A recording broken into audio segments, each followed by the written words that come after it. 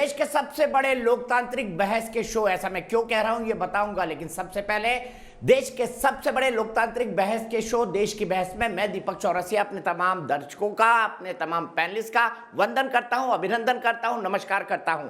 आप जानते हैं हमारा देश लोकतंत्र के आधार पर चलता है, इसीलिए हम भी लोकतांत्रिक तरीके से अपने बहस का शो तैयार करते हैं। हम आपको 3 मुद्दे देते हैं, जिस मुद्दे को आप हाईएस्ट वोट करते हैं उसी के आधार पर हम देश की बहस के विषय का निर्धारण करते हैं। आपसे एक सवाल भी पूछते हैं, साथ ही साथ आप लोगों को हमारे शो में शामिल कराते हैं। तो पब्लिक के मंच में आज कौन कौन होगा मैं आपको बताता हूं। लोकेश सिंह गाजियाबाद से, सुकन्या सिंह मेरठ से, विपुल मिश्रा प्रयागराज से, मृगेंद्र श्रीवास्तव शहडोल से। तो अलग अलग राज्यों से हमारे 4 दर्शक जुड़ेंगे।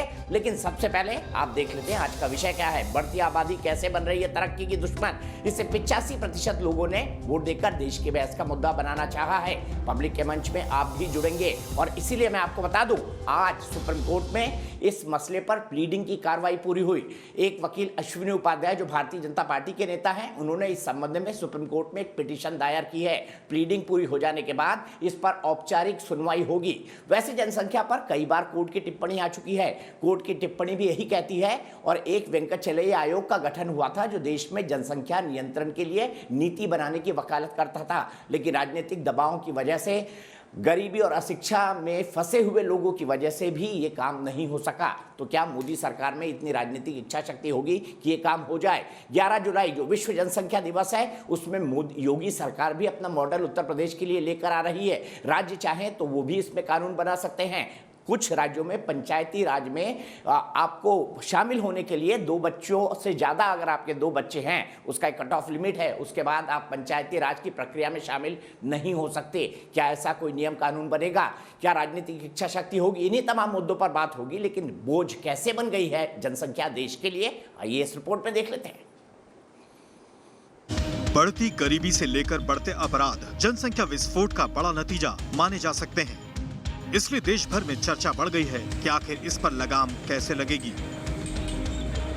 जी हां, जनसंख्या विस्फोट रोकने के लिए अब राज्यसभा में सांसद डॉक्टर अनिल अग्रवाल, सुब्रमण्यम स्वामी और हरनाथ सिंह यादव ने 3 प्राइवेट मेंबर बिल दिए हैं। विधायिका से लेकर न्यायपालिका तक सब जगह जनसंख्या नियंत्रण कानून को लेकर मांग जोर शोर से उठ रही है।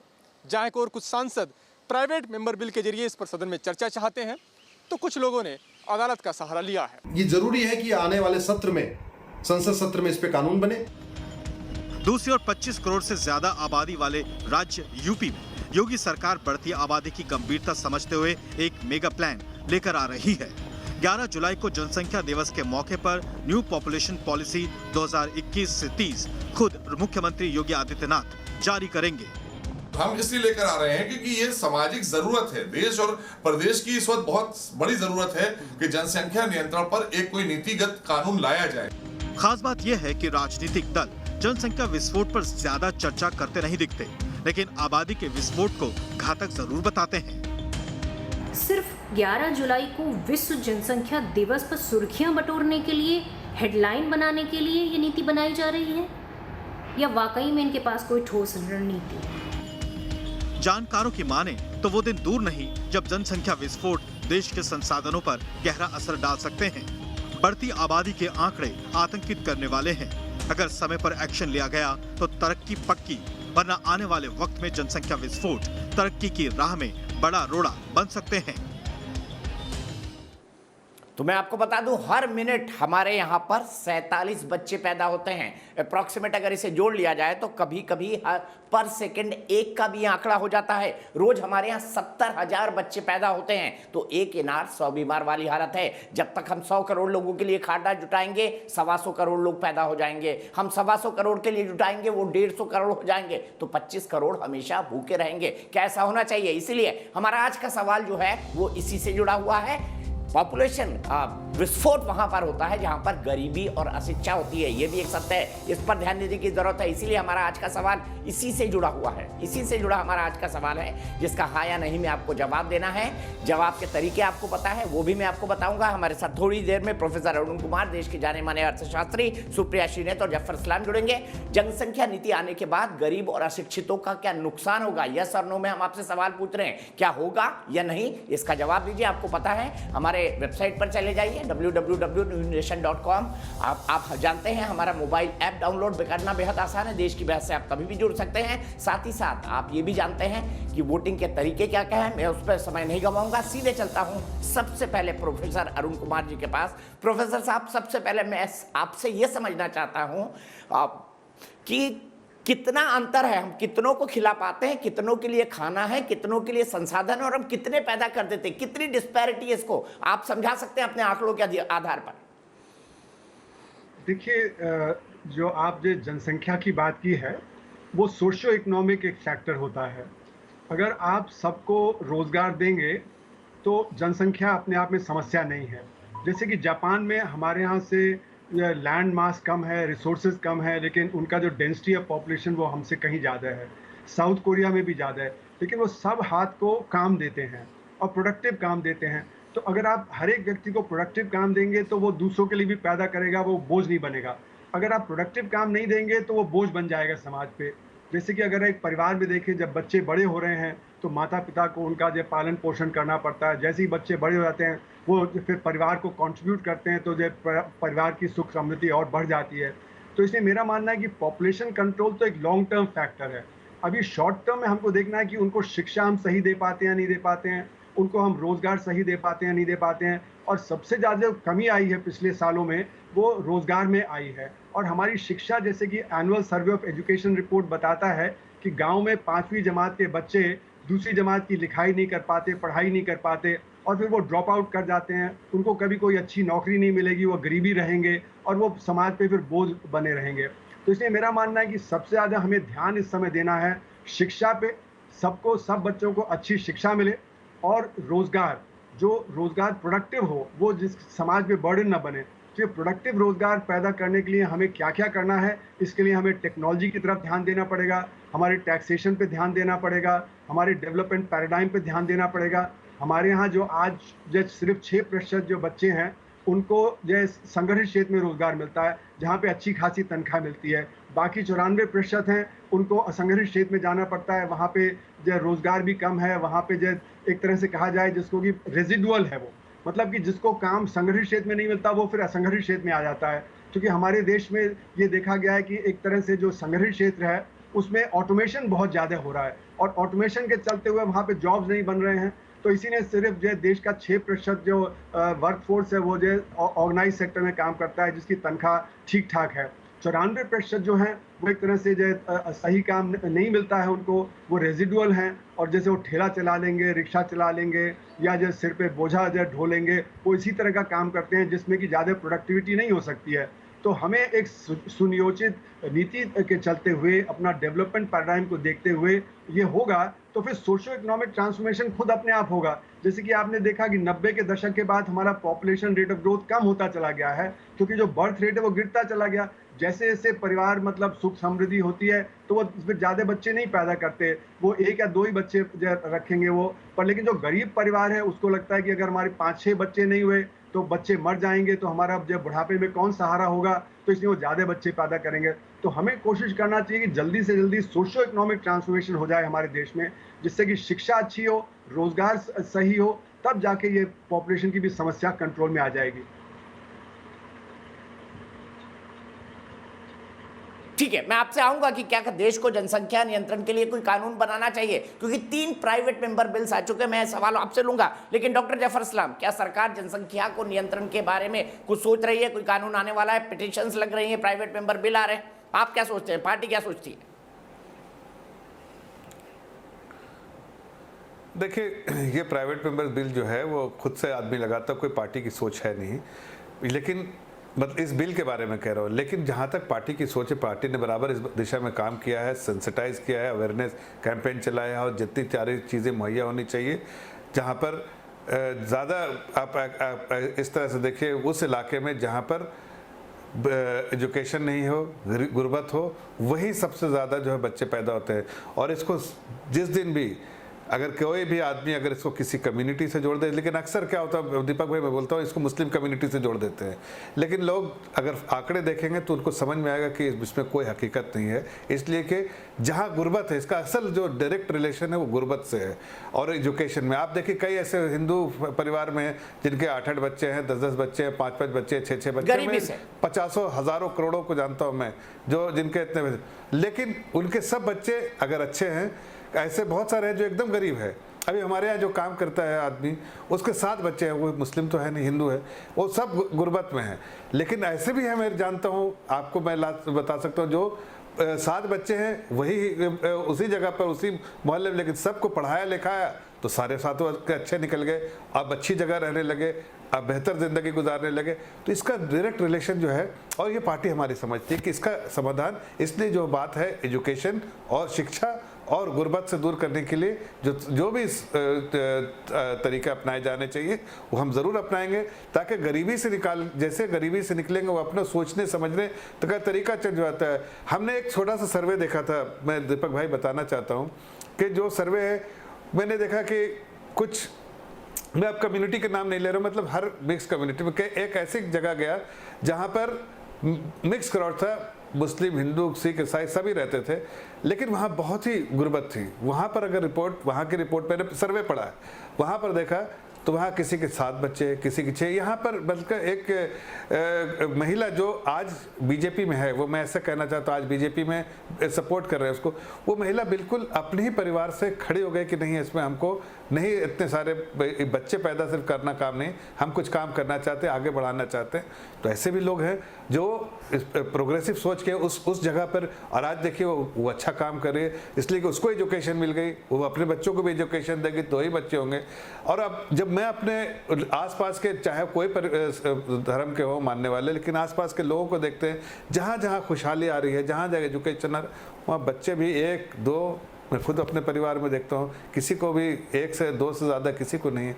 तो उससे समझ में आता है कि हालात चेंज होने से बहुत सारी चीज़ें चेंज हो जाती है। इसलिए जो भी हमारी स्कीम आएगी उत्तर प्रदेश में, उसमें फोकस रहेगा एजुकेशन, फोकस रहेगा गुर्बत से कैसे निकालें, फोकस रहेगा अवेयरनेस पे, फोकस रहेगा कि बुज़ुर्गों को जो चिंता, जैसे सर कह रहे थे अरुण साहब, कि लोगों को होता है कि ज़्यादा बच्चे रहेंगे तो बुढ़ापे में हमको काम होगा। ये सारी चीज़ें जो है बहुत ज़रूरी है और सब कुछ एड्रेस किया जाएगा, इसलिए कि पॉपुलेशन एक बड़ी, मतलब हमारे लिए प्रॉब्लम की बात है, ये बात हकीकत है और इस पर कंट्रोल होना ही चाहिए। इसलिए कि अगर पॉपुलेशन, तो आप कह रहे हैं कानून नहीं आएगा, नीति आएगी। दीपक भाई कि आप 100 करोड़ नहीं, हम ये नहीं कह रहे, हम देखिए लीडरशिप डिसाइड करेगी कानून आना चाहिए कि नहीं, हमें इस वक्त इसकी जानकारी मुझे नहीं। प्राइवेट मेंबर बिल जो है वो एक अधिकार होता है, मैं भी डाल सकता हूँ, कोई और भी डाल सकता है, जो जिसको अधिकार है प्राइवेट मेंबर बिल का, वो पार्टी का स्टैंड नहीं होता है, पर वो कानून नहीं बनता। पार्टी अगर कुछ मूव करेगी कानून नहीं तो जाहिर है उसके बारे में हम आपको जी, अभी अब तक का इतिहास आप देखिएगा उठा के, तो सिर्फ 2 ही बार ऐसा हुआ है कि जो प्राइवेट मेंबर बिल जो है वो एक कानून के तौर पे आया है, लेकिन 99% चूंकि पार्टी मूव करती है तो उस पर ज़्यादा फिक्र के साथ करते हैं। लेकिन ये मसला संजीदगी से सोचना चाहिए, सिंसेरिटी के साथ सोचना चाहिए, देश के हर पार्टी को सोचना चाहिए, देश के हर व्यक्ति को सोचना चाहिए, और इसको बिल्कुल इस पर लगाम लगाने की ज़रूरत है, ये मैं आपको खुद कह रहा हूँ, और इसको राजनीतिक कलर नहीं देना चाहिए। ठीक है सुप्रिया जी, क्या कानून बनना चाहिए राष्ट्रीय स्तर पर या राज्य स्तर पर? आपका क्या मानना है, पार्टी का क्या मानना है?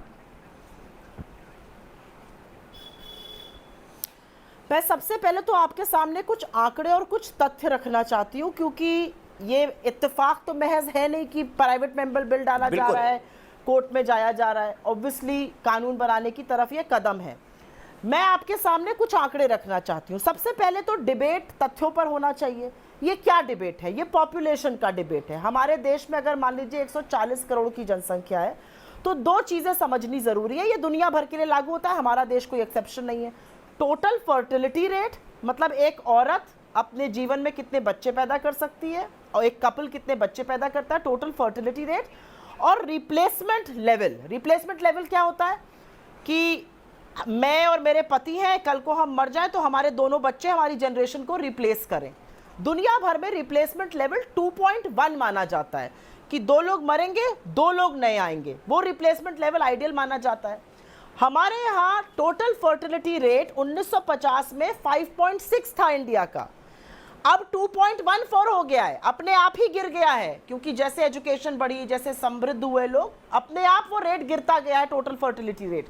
कुछ राज्यों में टोटल फर्टिलिटी रेट रिप्लेसमेंट आधे से ज्यादा हिंदुस्तान के राज्यों में total fertility rate replacement rate 2.1 से नीचे है। उसमें सिक्किम है, अंडमान है, गोवा है, लक्षद्वीप है, केरला है, चंडीगढ़ है, पंजाब है, वेस्ट बंगाल है, तमाम ऐसे है, दो से भी नीचे है। तो 2.1 तो छोड़ दीजिए, उससे भी नीचे है। तो ये डिबेट कहीं पर गलत डायरेक्शन में जा रहा है। अब मैं आपको समझाती हूं क्यों। हमारे यहाँ हमारी जनसंख्या को हमारा डेमोग्राफिक डिविडेंड कहा जाता था। हमारा सबसे बड़ा हथियार, पुरजोर हथियार दुनिया के सामने हमारी जनसंख्या थी। इसीलिए हमने अपनी इकोनॉमी खोली, इसीलिए इतनी कंपनीज यहाँ पर आई, इतनी मैन्युफैक्चरिंग होती थी, यहाँ पर इतना कंजम्पशन होता था। यह एक बहुत बड़ा मार्केट था दुनिया के लिए, और इसीलिए हम समृद्ध हुए, इसीलिए नौकरियां बनी, इसीलिए रोजगार बढ़ा, इसीलिए कंजम्पशन बढ़ा, निवेश बढ़ा, क्योंकि हमारा डेमोग्राफिक डिविडेंड था। अब पिछले कुछ सालों से ये डेमोग्राफिक डिविडेंड हमारा अभिशाप बनता जा रहा है, डेमोग्राफिक डिजास्टर बनता जा रहा है। लेकिन ये कुरीतियों का नतीजा है, ये सरकार की विफलताओं का नतीजा है। क्योंकि अगर आप आंकड़ों से देखिए तो टोटल फर्टिलिटी रेट और रिप्लेसमेंट लेवल को देखते हुए 2100 तक, 2100 जब साल आएगा तो हमारी आबादी जो आज 140 करोड़ है वो अपने आप घट के 100 करोड़ हो जाएगी। हमारी वर्किंग पॉपुलेशन जो आज 76 करोड़ है वो अपने आप घट के 58 करोड़ हो जाएगी। तो बात आज करनी चाहिए रोजगार के क्या साधन मुहैया होने चाहिए, बात आज करनी चाहिए एजुकेशन कैसे मिलनी चाहिए, बात आज करनी चाहिए कि जो 23 करोड़ लोग गरीबी की सीमा रेखा के नीचे सरक गए पिछले 1.5-2 साल में, उनको कैसे वापस ऊपर लाया जाए। 27 करोड़ लोगों को हम अपनी सरकार के दौरान ऊपर लाए थे। बात होनी चाहिए कि अप्रैल और मई में 2 करोड़ रोजगार जो नष्ट हुए उनको कैसे बनाया जाए। बात होनी चाहिए कि महिलाओं को पार्टिसिपेशन कैसे किया जाए, लगातार गिर रहा है वो वर्क पार्टिसिपेशन, इस पर बात नहीं हो रही है। बात हो रही है मुद्दे की गलत मुद्दे पर। इनफैक्ट बात तो उल्टे डायरेक्शन की होने लगी। बात तो यह करनी चाहिए कि हिंदुस्तान का डेमोग्राफिक डिविडेंड हमारा डेमोग्राफिक डिजास्टर क्यों बनता जा रहा है, क्यों सरकार उसको बनने दे रही है। जो हमारी सबसे पुरजोर हथियार था वो हमारा अभिशाप क्यों बन रहा है, इस पर डिस्कशन होना चाहिए। और आंकड़े आपको यह बताते हैं कि टोटल फर्टिलिटी रेट हिंदुस्तान के अधिकांश राज्यों में रिप्लेसमेंट लेवल से लोअर है। जो हमारी नई पॉपुलेशन आ रही है वो मरने वाली जनसंख्या से कम होती जा रही है लगातार, और ये इतनी कम हो जाएगी कि इसमें करीब 80 साल बाद आपकी 100 करोड़ पॉपुलेशन ही रह जाएगी। आज की 40 करोड़ अपने आप खत्म हो जाएगी, क्योंकि रिप्लेसमेंट लेवल लोअर हो गया है टोटल फर्टिलिटी रेट से। तो ये जफर भाई, मैं 1 मिनट आपके पास आऊंगा। सुप्रिया के आंकड़ों को लेकर मैं प्रोफेसर साहब के पास चलता हूं। ठीक है, मैं सीधे चलता हूं प्रोफेसर अरुण कुमार जी के पास। अरुण कुमार जी, सुप्रिया जी की बात से सहमत है कि हमारी आबादी अब आने वाले समय में घटने वाली है, बढ़ने वाली नहीं है? जी हाँ, जो बता रही हैं वो सही बात है कि अभी धीरे धीरे बढ़ेगी। अगले 10-12 साल तक हम लोग चीन से ज़्यादा हो जाएंगे, लेकिन उसके बाद फिर क्योंकि रिप्लेसमेंट लेवल से कम होगा तो आबादी धीरे धीरे अपने आप घटेगी। तो ये एक ट्रांसफॉर्मेशन आने वाला है, और इसके पीछे मतलब जो आज की समझ है वो सही है कि जो सोशो इकोनॉमिक ट्रांसफॉर्मेशन है 1991 से ही अगर आप देखें तो जो पॉपुलेशन का ग्रोथ रेट है वो धीरे धीरे जो कम होता चला जा रहा है। तो इसमें कोई दो राय नहीं है। और मैं इसमें जोड़ूंगा कि जो समस्या हमारे सामने, जैसे दोनों हमारे बाकी जो प्रवक्ताओं ने कहा कि शिक्षा का अभाव और जो रोज़गार, प्रोडक्टिव एम्प्लॉयमेंट का, ये दो बहुत बड़ी चीज़ हैं। इनकी तरफ हमें ध्यान देना बहुत ज़रूरी है। तो जितनी भी हमारी जब पॉपुलेशन होगी वो फिर प्रोडक्टिव होगी, और वो फिर जब देश को जब तरक्की के रास्ते पे ले जाएगी। अगर जो भी पॉपुलेशन है वो प्रोडक्टिव नहीं हुई, जैसे कि मैंने कहा कि 94% लोग जो इस समय असंगठित क्षेत्र में हैं, और महिलाओं का जो पार्टिसिपेशन है हमारे लेबर फोर्स में वो धीरे धीरे बहुत गिरता चला जा रहा है पिछले 15 साल से। रोज़गार की समस्या इसलिए ज़्यादा आ रही है क्योंकि ऑटोमेशन ज़्यादा हो रहा है, और ऑटोमेशन हमारा वैश्वीकरण की वजह से हो रहा है क्योंकि हमको विश्व में प्रतिस्पर्धा करनी है। तो ये सारी चीज़ें हैं, इस पर हमें अपने डेवलपमेंट पैराडाइम की तरफ ध्यान देना पड़ेगा। अगर हम डेवलपमेंट पैराडाइम की तरफ ध्यान नहीं देंगे तो जो हमारी पॉपुलेशन है वो एक तरह से समस्या बन जाएगी, और फिर प्रेशर होगा कि कंट्रोल किया जाए। तो समस्या कहीं और है लेकिन उसका ध्यान कहीं और चला जाएगा, डिबेट कहीं और दिशा में चला जाएगा। तो हमें डिबेट को भी सही दिशा में लाना बहुत जरूरी है। ठीक है, जफर इस्लाम जी, सुप्रिया ये कह रही थी कि जानबूझकर इस डिबेट को गलत डायरेक्शन में मोड़ा जा रहा है। क्या योगी जी की जो जनसंख्या नीति है वो गलत डायरेक्शन में उठाया गया एक कदम है? सुप्रिया का ये तर्क है। नहीं, देखिए, उनकी समझ इस बारे सब्जेक्ट के बारे में अगर सही है तो उनको ये भी सोचना चाहिए कि वो जो नीति आ रही है वो भी इसी डायरेक्शन में तो आ रही है। अगर हम बात कर रहे हैं कि शिक्षा के बारे में कि सबको शिक्षा अच्छी मिले, तो इसमें क्या उसमें आप उनको कहाँ कमी लग रही है? डेमोग्राफिक डिविडेंड, ये सबको मालूम है कि हिंदुस्तान में आज जो है, जो यंग पॉपुलेशन, वर्किंग एज जो है, वो सबसे ज़्यादा बेस्ट जो है प्रोडक्टिव एज के लोग जो हैं वो हिंदुस्तान में हैं, और हम उसको कैपिटलाइज भी कर रहे हैं। जब हमारे FDI इतना आ रहे हैं, हमारे इन्वेस्टमेंट हमारे इतना ज़्यादा हो रहा है, हम उस नीति से ऐसी नीति लेकर आ रहे हैं ताकि ज़्यादा से ज़्यादा यहाँ इन्वेस्टमेंट हो, ज़्यादा से ज़्यादा मैन्युफैक्चरिंग हब बने, और employment blue collar and white collar job की जो हम ज़्यादा से ज़्यादा जॉब क्रिएशन करें। तो इनको डेमोग्राफिक डिविडेंड को हम बिल्कुल कैपिटलाइज कर रहे हैं। लेकिन साथ साथ एक चीज़ है जो कि आप इस चीज़ से आप जो अपने आप को बिल्कुल अलहदा कर रही हैं, उनको बताना चाहते हैं कि अगर आप एजुकेशन पॉलिसी जो अभी आई है ये पहले रखते, जो एजुकेशन जो आपको रोज़गार देने वाला एजुकेशन, आपने ऐसी एजुकेशन पॉलिसी रखी जिससे ना रोज़गार हो, और साथ साथ आपने गांव-गांव तक एजुकेशन पहुंचाना चाहिए था, आपने गरीब रखा। देखिए, गरीब में आपको वोट मिलता था, उनको गुमराह करके आप वोट लेते थे। आज वो समस्या देश की बनी है, वो आपकी देन है। अबे हम तो पिछले 7 साल से हैं और हम इस दिशा में नई नई पॉलिसी लेकर आ रहे हैं। पाथ ब्रेकिंग जो इनिशिएटिव है हमारी आ रही है, आपने क्या किया ये आपको सोचना चाहिए। अपने गरीबे में झांकिए और देखिए कि जो पॉपुलेशन में अगर काश हम अच्छी पॉलिसी लेकर आते, इनको जो बच्चे हैं वो आज थोड़ी पढ़ के जो वर्किंग पॉपुलेशन आज 7 साल से हमारे है सरकार, ये वर्किंग पॉपुलेशन तो पैदा हुए बहुत साल पहले हुए। एजुकेशन तो आपके समय में देना था, आपने कभी उसके बारे में चिंता ही नहीं की गांव-गांव में एजुकेशन देने की। अगर आप अच्छे स्कूल कॉलेज सब सेटअप करते, उस लेवल का करते कि सारे को और अच्छी एजुकेशन पॉलिसी रहता, तो शायद आज ये सारे प्रोडक्टिव होते हैं, सब जगह रोजगार भी होता है। लेकिन स्किल डेवलपमेंट का काम इसी सरकार ने किया है ताकि उनको इसके ये फोकस्ड अप्रोच है हमारा।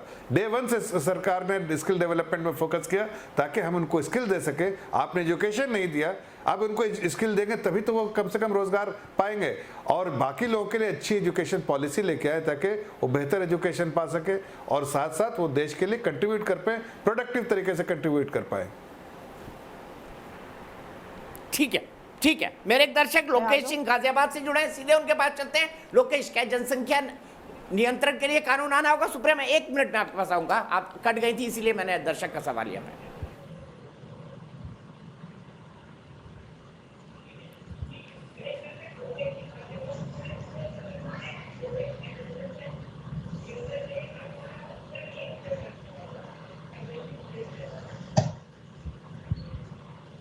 लोकेश, क्या जनसंख्या नियंत्रण के लिए कानून आना चाहिए? बताइए।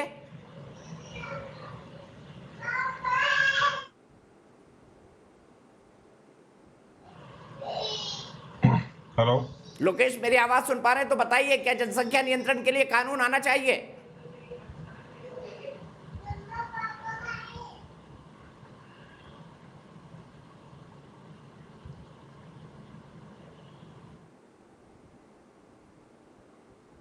मुझे लगता है लोकेश मुझे सुन नहीं पा रहे हैं। सीधे सुप्रिया के पास चलता हूं। सुप्रिया जी बताइए, उनका कहना है कि 60 साल तक तो आप थे, आप अगर प्रोडक्टिव बना देते, उन लोगों को स्किल दे देते तो शायद इस तरह के हालात नहीं बनते। बोले ये तो कांग्रेस की विफलताओं का कारण है, ये तो अब हमने शुरू किए हैं पाथ ब्रेकिंग इनिशिएटिव्स। जी हाँ, मैं कुछ तथ्य आपके सामने रख देती हूँ, उनका भी जवाब हो जाएगा और जनता को भी सच पता चल जाएगा। इन्होंने एक बड़े गाजे बाजे के साथ प्रधानमंत्री कौशल विकास योजना, जिसको वो स्किल डेवलपमेंट का नाम दे रहे हैं, वो रखा था। उस योजना के तहत 2015 में लॉन्च हुई थी, आज तक मात्र 23% लोगों की नौकरी लगी है, मात्र 23% की, सबकी नहीं लगी है। तो पता नहीं किसकी कौशल विकास कर रहे हैं, क्योंकि नौकरी उसमें से मात्र 23% की लगी है, पहले तो 12% पे था। ये बात मैं पहली बात बता दूं, दूसरों के ऊपर उंगलियां तानने से पहले। दूसरा, एजुकेशन और शिक्षा की बात कर रहे हैं। आपको पता है कि इस वित्तीय वर्ष का बजट एजुकेशन का 93,000 करोड़ है। जो कि पिछले वित्तीय अरे वर्ष भाई, के पुरानी बात एक कीजिए, मिनट रुक अपने जाइए। समय की बात मैं आपके कीजिए। बीच में तो नहीं बोली थी जफर जी, इतनी तो कर्टसी दीजिए। सुप्रिया जी अपने समय की बात मैं कीजिए बात ना, मैं बोलूंगी आपके नहीं, समय अगर आप चुप रहेंगे तो मैं बोलूंगी, नहीं तो मैं नहीं बोलूंगी। नहीं हम कह रहे हैं आप नहीं, मैं आपसे एक सवाल किया है, उसका जवाब दीजिए ना। आप इधर घूम घूम के इधर कहाँ उछल रही हैं? 7 साल के बारे में बात करें, 70 साल के बारे में बात तो कीजिए। मैं आपके बीच में नहीं बोली थी। आप मुझे इतना कर्टसी ऑफर अगर करेंगे दीपक जी तो मैं डिबेट करूंगी। मैं सवाल का तो सही जवाब दीजिए। ये इंपॉर्टेंट डिबेट है। मैं नहीं 3-4 मिनट है, मैं नहीं बोलूंगी। नहीं बोलिएगा इसलिए कि आपकी विफलताओं के बारे में नहीं बोलेंगे आप। दीपक जी इस वित्तीय वर्ष में, कांग्रेस पार्टी इस वित्तीय वर्ष में 93,000 करोड़। अच्छा जफर भाई मैंने दोनों को पूरा मौका दिया, उनको कंक्लूड करने दीजिए प्लीज। जफर भाई कंप्लीट कर दें। सुप्रिया बहन, मैं कुछ रोक नहीं रहा उनको, मैं कह रहा हूं अपने बारे में तो बात की, अपने समय के बारे में। आप ये हमारे समय के बारे में बात कर रहे हैं। मैं सच सुनने की कुवत रखिए, सच सुनने की कुवत रखिए, सच सुनने की कुवत रखिए। 23% लोग हायर हुए आपके पीएम कौशल विकास से। शिक्षा का बजट आपने पिछले साल से गिरा दिया है। क्या बातें करते हैं आप लोग? आपको शर्म नहीं आती है? शिक्षा का बजट गिराकर आप यहाँ पर आए ज्ञान देने। 23 करोड़ लोगों को आपने गरीबी की सीमा रेखा के नीचे कर दिया है। आप मुझे ज्ञान देंगे? 23 करोड़ लोगों को आपने गरीबी की सीमा रेखा के नीचे किया। शर्म करो, यहाँ पर आकर बेकार के कानून पर ज्ञान दे रहे हो। क्या पता है आपको हिंदुस्तान की आबादी के बारे में? हमारे डेमोग्राफिक डिविडेंड को, हमारे डेमोग्राफिक डिजास्टर बनाने वाले लोग सिर्फ विभाजन का काम करते हैं। सबको पता है ये कानून की बात तुम क्यों कर रहे हो, बेकार की बात करते हो यहाँ पर आकर। क्या बात करते हो तुम? शर्म नहीं आती है? शिक्षा का, स्वास्थ्य का, एनईपी का बजट घटाकर यहाँ पर आके मुझसे बकबक करिएगा आप? देश के लोगों से डरिए। अच्छा प्लीज आप दोनों सिर्फ 5 मिनट के लिए और हैं। वो भी जानते हैं आपने पीएम कौशल विकास में भी पैसा खाया है और उसमें भी वहां पर लोगों को नौकरी नहीं मिली है और इसीलिए आपके मंत्री भी हटाए गए थे। ये आप अच्छी तरह से जानते हैं। चाइना की बात बड़ा करते हैं ना, बड़ी गलबैया करते थे प्रधानमंत्री जी चाइना के साथ। चाइना को विवश होकर एक बच्चे की पॉलिसी और बनानी पड़ी है कि आप 3 बच्चे वहां पर पैदा कर सकते हैं। ये क्या बातें करते हैं? इन्होंने नेशनल एजुकेशन पॉलिसी लाई है, इतनी सक्सेसफुल पॉलिसी की मंत्री और उनके डेप्यूटी दोनों को निकाल बाहर फेंका। क्यों निकाल बाहर फेंका भाई? पोखरियाल जी उनके डेप्यूटी को अगर सच बोलने की हिम्मत है तो रोजगार खा गए आप, लोगों की नौकरियां डकार गए आप, वेतन खा गए आप। आपके पास बचा क्या करने को? 7 साल से सत्ता में है, कब तक कांग्रेस की बात करिएगा? कब तक झुंझुना बजाते रहिएगा अच्छे दिनों का? अब तो आपके प्रधानमंत्री जी अच्छे दिन की बात करते रहिए। 15 लाख आने थे, 10 करोड़ रोजगार बनने थे, कहाँ है वो सब पैसा? बताइए जरा, कहाँ है 15 लाख? कहाँ है 2 करोड़ सालाना रोजगार? है कहीं? कौशल विकास की बात करते हैं। 25% लोगों को हायर नहीं करा पाए, यहाँ पर आकर मुझसे बहस करेंगे। आंकड़े पढ़ के आया करिए, उसी में सच होता है। बेकार की बहस किया मत करिए। जब बहस में ना आंकड़े होते हैं ना तथ्य होता है तो आप इंटरवीन करने लगते हैं। अपने लोगों से थोड़ा ज्ञान लेकर आइए, उनसे बदतमीजी सीखकर मत आया करिए डिबेट पर। यह आपकी भलाई के लिए मैं कह रही हूँ। मैंने आपको कर्टसी दी, आपकी बात सुनी, लेकिन अब आइंदा से अगर आप मेरे साथ डिबेट में आइएगा आपको एक शब्द बोलने नहीं दूंगी मैं, ये भी सुन लीजिए। अगर मैं बोल रही हूँ और आप बीच में कूदेंगे तो आप अच्छा प्लीज आप सिर्फ दोनों 2 मिनट के लिए हैं। सुप्रिया जी 1 मिनट आपका, 1 मिनट जफर भाई का। सुप्रिया जी, जफर भाई दोनों बहुत समझदार हैं, दोनों इतने पढ़े लिखे हैं। नहीं, ये समझदार नहीं है, ये बदतमीजी पर आप भी कहाँ बोलने दे रहे हो? इनके पास तथ्य और आंकड़े तो उस पर बात करें। मैंने इनसे कुछ आंकड़े दिखाकर इनसे पूछे हैं, उसको जवाब दे। मैंने तो आंकड़ा पूछा है ना, इनसे जवाब दे मेरे आंकड़े का। पीएम कौशल विकास के अंतर्गत 23% लोगों की नौकरी लगी, सही या गलत बताएं, हाँ या ना? शिक्षा का बजट इन्होंने इस साल क्यों कम किया पिछले साल के मुकाबले, हाँ या ना? शिक्षा और स्किल का डेवलपमेंट का बजट कम करके आप चले मुझसे भारत की बात करने। मैं जवाब दे दूं। नौकरी 2 करोड़ नौकरियां डकार गई अप्रैल और मई में, हाँ या ना? 23 करोड़ लोग बेरोजगार होकर गरीबी की सीमा रेखा के नीचे चले गए, हाँ या ना? जवाब दीजिए उस बात का। करती रहेंगे, मैं सहायता अभी बगले झांकने लगेंगे, अभी बगले झांकने लगेंगे। जवाब दे रहा हूं, अगर सवाल पूछो तो इधर हिंदुस्तान पाकिस्तान की बात करेंगे। सवाल बताइए, बेवकूफ औरत की तरह बात कीजिए मेरे से। आपको पता है कि आप गलत बयानी से काम ले रहे हैं, आपके पास कुछ है नहीं कहने को। मैंने आपके दुखती रख पे हाथ रख दिया। ये दिक्कत है आपकी, आपके पास क्या है बताने को? बताइए, आप अपना एक उपलब्धि बताइए, एक उपलब्धि आप इकोनॉमिक बताइए, एक जॉब आपने क्रिएट करी वो बताइए, एक व्यक्ति को आपने विकास करके कहीं लगाया वो बताइए। 2100 की बात कर रही है, लेकिन ये बात नहीं करेंगे कि अच्छा अभी भी 2 मिनट बचे हैं हमारे पास दोनों के लिए, 1-1 मिनट दोनों बोल लीजिए। आ गया क्या आज? देख सिलेबस का सवाल बाहर का आ गया क्या? फिर बोल सिलेबस लेती में बाहर का सवाल आ गया क्या? मैं बोल रहा हूँ कि देखिए मैंने तो सिंपल सवाल किया कि आपने तो बहुत सारे इनिशिएटिव लिए, आपने क्या इनिशिएटिव लिए? रेट और रिप्लेसमेंट लेवल को कंपेयर आपने क्या करिए, इनिशिएटिव हिम्मत लिए? है तो करके दिखाइए। बात कर रहे हैं अगले 80 साल की, पिछले साल के उत्तर प्रदेश में चले हिम्मत तो जवाब व्यवस्था पे देना। क्यों पॉपुलेशन आपकी हालत कंट्रोल खराब हो करने के जाती लिए है? वो दुखती क्यों कर रहे हैं? सब लोग दिया तो जानते हैं। मुश्किल हो रहा है। क्या हो रहा है उत्तर प्रदेश पॉपुलेशन के लिए में? बम और गोलियां चल रही है चुनावों में, औरतों के वस्त्र फाड़े जा रहे हैं चुनावों में निर्वाचित लोगों के। चले पॉपुलेशन कंट्रोल करने, शर्म करिए थोड़ी, आंख में शर्म का पानी भी भर गया क्या आप लोगों की? बेकार की बात करते हैं। क्या किया आपने उत्तर प्रदेश में औरतों को निर्वाचित कर रहे हैं चुने हुए लोगों को?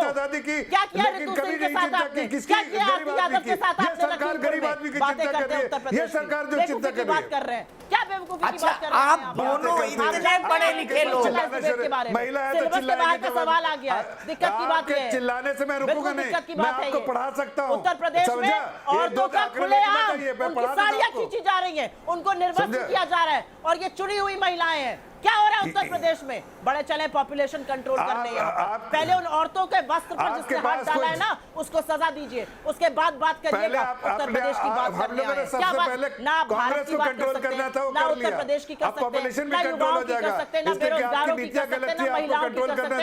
आप बात किसकी कर सकते हैं? आप बात कर सकते हैं हम दो, हमारे दो, सूट बूट की सरकार आपकी है, आप पूंजीपतियों की बात कर सकते हैं। 15 लाख का नरेंद्र दामोदर दास मोदी सूट पहन सकते हैं।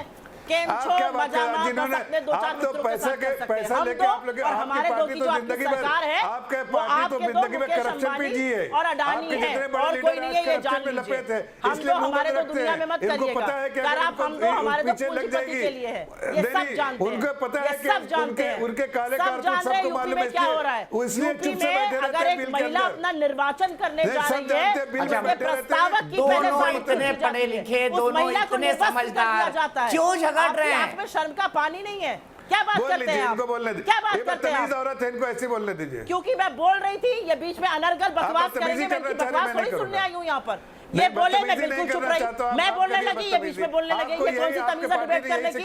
और अगर दीपक जी आप कंट्रोल नहीं कर पाते तो मत बुलाया करिए। आज सिंपल एज दैट। आपका टेक्निकल सब्जेक्ट था, हम टेक्निकल सब्जेक्ट में पढ़ के आए थे, ये नहीं आए थे। इनका तो आया था बाहर। सुप्रिया जी मैं दोनों से रिक्वेस्ट कर रहा हूँ, मैं सिर्फ रिक्वेस्ट कर सकता हूँ, मैं किसी का जवाब नहीं बंद कर सकता। दीपक जी आपके शो पर कहा जा रहा है, आपके शो पर कहा जा रहा है, ये आपके शो पर कहा जा रहा है। प्लीज मैं दोनों से रिक्वेस्ट कर रहा हूँ, मैं दोनों से हाथ जोड़ के रिक्वेस्ट कर रहा हूँ। वो जिस भाजपा के हैं उनका डीएनए ये है। मैं हाथ जोड़ के दोनों से बोल रहा हूँ। आपने अपना डीएनए उत्तर प्रदेश में दिखा दिया है। एक औरत की जो आपने साड़ी पकड़ के खींची है, ऋतु सिंह ब्लॉक प्रमुख बनने जा रही थी, उसको आपने निर्वस्त्र कर दिया है। ये आए मुझसे बात करने, शर्म आनी चाहिए आपको। ये आप क्या कर रहे हैं यहाँ पर बैठ कर? जरा बताइए। मुद्दे पे बात करें तो आप बोल रहे थे, मैं चुप थी जब मैंने बोलना शुरू किया, आपके पास जवाब नहीं थे। बदतमीजी आप करने आए यहाँ पर। पढ़ लिख कर आते थोड़ा तो ये बदतमीजी ना करनी पड़ती। मेरे सवालों का कुछ लोगों से अच्छी चीजें सीख कर आया करिए। परेशान हो जाती है। ऊपर चढ़ने के लिए गलत सीखना जरूरी नहीं है, गलत सीखना जरूरी नहीं है, बदतमीजी करनी जरूरी नहीं है। पढ़ के आया करिए, पढ़ के काम किया करिए। आप बदतमीजी तो कर रहे हैं, आप जानते हमने तो 27 करोड़ लोगों को गरीबी की सीमा रेखा से बाहर खींचा, तुमने 23 करोड़ को नीचे ढकेल दिया गरीबी की सीमा रेखा के। बताइए से बात करो, बताइए, इसलिए कि इनको बदतमीजी 23 करोड़ करने से लोगों को गरीबी की सीमा रेखा से शोहरत बढ़ेगी।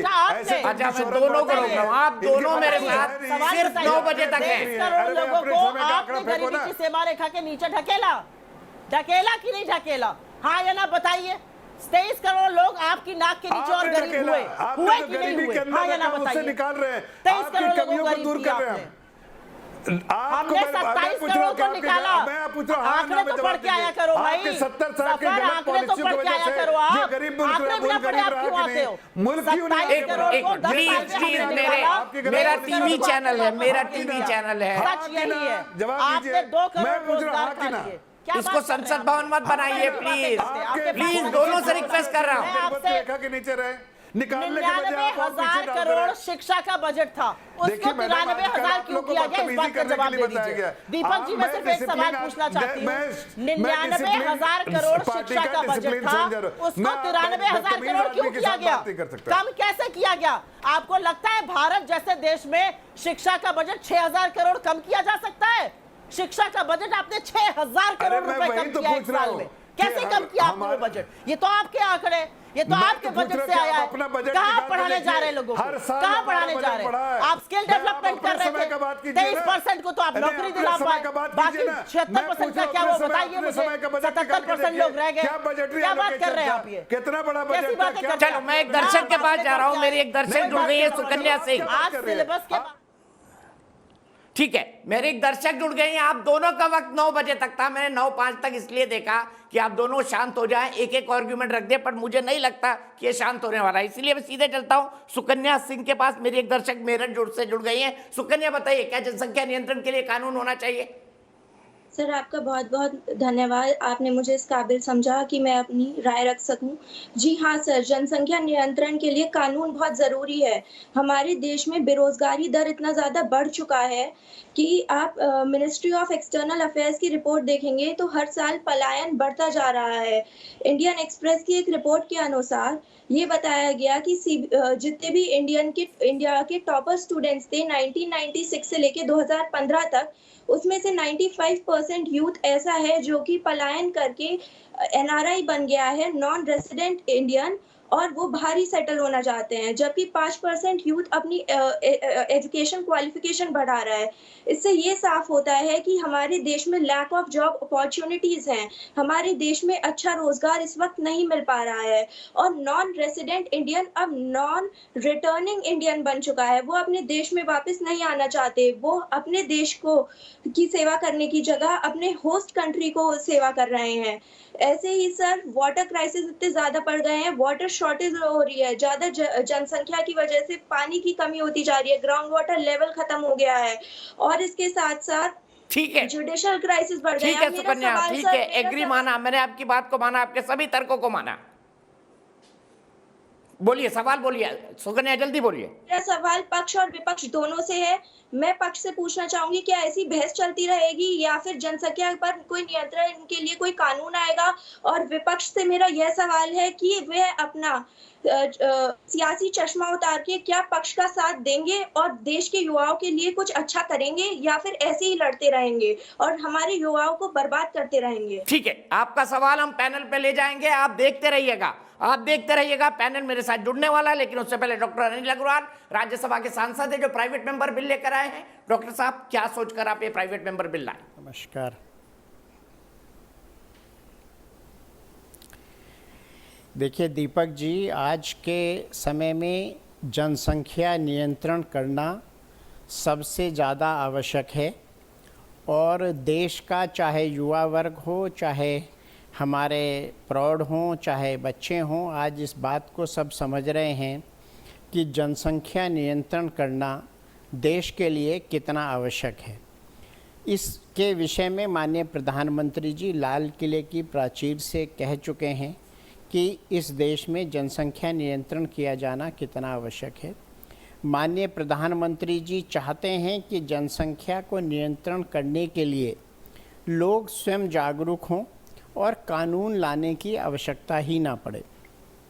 मैं आपको दीपक जी एक चीज़ शेयर करना चाहता हूं कि जो पढ़ा लिखा समाज है, किसी भी वर्ग का है, वो सब के सब जनसंख्या को नियंत्रित करने के लिए स्वतः अपने आप जो जनसंख्या नियंत्रित करने के लिए चीज़ें हैं उसको अपना रहे हैं।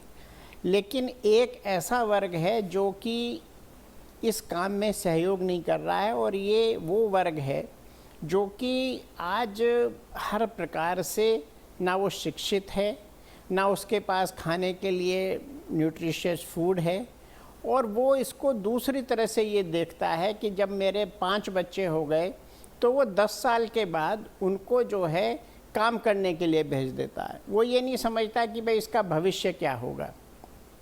जो माताएं बहनें पढ़े लिखी हैं वो निश्चित रूप से जनसंख्या को नियंत्रित कर रही हैं, और वो जो जनसंख्या नियंत्रित करने के लिए जो भी मीन्स हैं उसको अपना रही हैं। पढ़ी लिखी महिलाएं इस बात को बखूबी समझती हैं कि किस प्रकार से वो अपने परिवार को बेटर कर सकती हैं, और वो समझती हैं कि अगर परिवार में कम बच्चे होंगे, छोटा परिवार होगा, तो वो सुखी परिवार होगा। बहुत सारे लोगों ने बहुत सारे आंकड़े दिए, और मैं बस एक सेंटेंस में उसको फिनिश करना चाहूँगा कि इस देश में अगर आबादी को नियंत्रित नहीं किया गया तो आने वाले समय में ना हमारे पास रोज़गार होगा सबको देने के लिए, ना सबको देने के लिए अन्न होगा, ना सबको देने के लिए पानी होगा, बल्कि मैं तो ये भी समझता हूँ कि ऐसा ना हो कि कार्बन डाइऑक्साइड ज़्यादा अधिक मात्रा में हो जाए और ऑक्सीजन कम हो जाए। इसका हमने एक स्वरूप अभी कोरोना में भी देखा है। तो जनसंख्या नियंत्रित करना बहुत आवश्यक है और इसको किसी भी प्रकार से पॉलिटिकल एंगल से नहीं देखा जाना चाहिए, इसको शिक्षा से जोड़ के देखना चाहिए। मैं बहुत सारे ऐसे दूसरे धर्म के लोग हैं जो इनके बारे में ये कहा जाता है कि वो आबादी बढ़ा रहे हैं, लेकिन जो शिक्षित हैं, जो प्रोफेसर्स हैं, डॉक्टर्स हैं, इंजीनियर्स हैं, उनके किसी भी घर में आपको 2 या 3 से ज़्यादा बच्चे नहीं मिलेंगे। और जहाँ तक बहुत सारे लोग रिप्रोडक्शन और रिप्रोडक्टिविटी रेट के बारे में बात कर रहे हैं, ये उनके जो तर्क हैं ये बहुत अच्छे तर्क नहीं हैं। भारत में जब आज़ाद हुआ तो उस समय लगभग 34-35 करोड़ आबादी थी, आज 135 करोड़ की आबादी हो गई है। आप देखिए 100 करोड़ आबादी बढ़ गई है इस पीरियड में। क्या इस तेज़ी से आप मकान बना सकते हैं? क्या इस तेज़ी से आप लोगों को रोज़गार दे सकते हैं? तो इसलिए मैंने इसके लिए अपना जो बिल है वो पार्लियामेंट में सबमिट किया है और मुझे लगता है जल्दी इस पे चर्चा होगी। पूर्व में भी मेरे मित्रों ने इस प्रकार के जनसंख्या नियंत्रण के कानून जो हैं वो ठीक है डॉक्टर साहब, बहुत बहुत शुक्रिया। लेकिन उनमें जो कानून ठीक है डॉक्टर साहब, बहुत बहुत शुक्रिया। मैं सीधे अपने पैनल की तरफ चलता हूं। गोपाल कृष्ण अग्रवाल भारतीय जनता पार्टी से, आलोक शर्मा जी कांग्रेस से, अश्विनी उपाध्याय पिटिशनर है इस मामले में, बीजेपी के नेता हैं, विवेक श्रीवास्तव लेफ्ट के नेता। सबसे पहले सीधे चलता हूं, गोपाल कृष्ण अग्रवाल, क्या सोचकर 11 तारीख को योगी सरकार 2 चाइल्ड पॉलिसी लेकर आ रही है? क्या ये आपके एजेंडे पर था?